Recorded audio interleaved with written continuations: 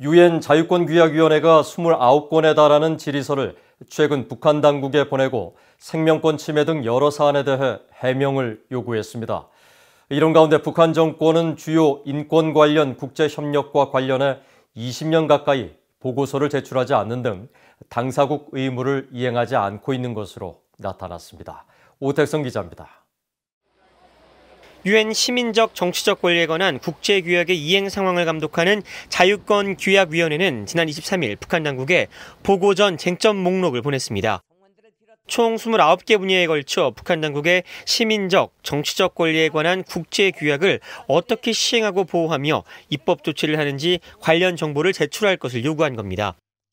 위원회는 특히 국제법적 효력이 있는 이 규약을 국내법보다 우선하기 위해 북한 당국이 어떤 조치를 취했는지 북한법이 실제로 관련 조항을 적용한 사례들을 제시할 것을 명시했습니다.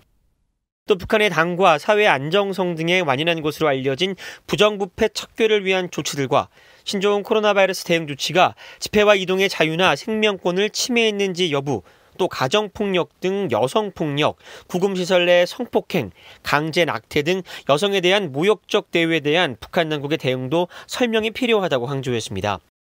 쟁점 목록은 또 최근 한국의 대북전단 금지법과 북한의 반동사상 문화배격법 제정으로 논란이 되고 있는 표현의 자유 침해 문제에 대해서도 북한 당국이 주민들의 정보 접근을 차단하고 표현의 자유 행사를 범죄시한다는 지적에 대해 자세히 설명할 것을 촉구했습니다. 한국 내 북한 인권단체는 유엔의 요구는 북한 인권 개선에 대한 압박으로 작용할 것이라고 진단했습니다. 구체적으로 이런 사항들에 대해서 해명을 하라 라고 하고 있기 때문에 그 자체가 사실은 이제 북한에 대한 압박이 되기도 하고, 물론 이제 북한이 성실히 답변을 안 하겠 할 가능성이 높지는 않지만, 그래도 북한이 이런 부정확한 답변을 하다거나 왜곡된 답변을 한다 하더라도 이제 그거는 이제 그 자체가 또 이제 기록으로 남는 거기 때문에 거기서 또 이제 북한의 그런 이런 입장이라든가 내부 사정이 또 드러날 수도 있고. 그러나 북한은 주요 인권 관련 국제협약과 관련해 약 20년 동안 보고서를 제출하지 않는 등 당사국의 의무를 제대로 이행하지 않는 것으로 파악됐습니다. Let's say circumstances and fringe issues instead of addressing the core of the problem.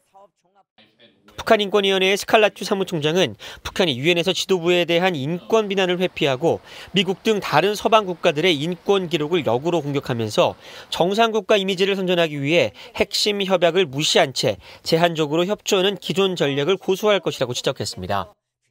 VOA 뉴스 오택성입니다.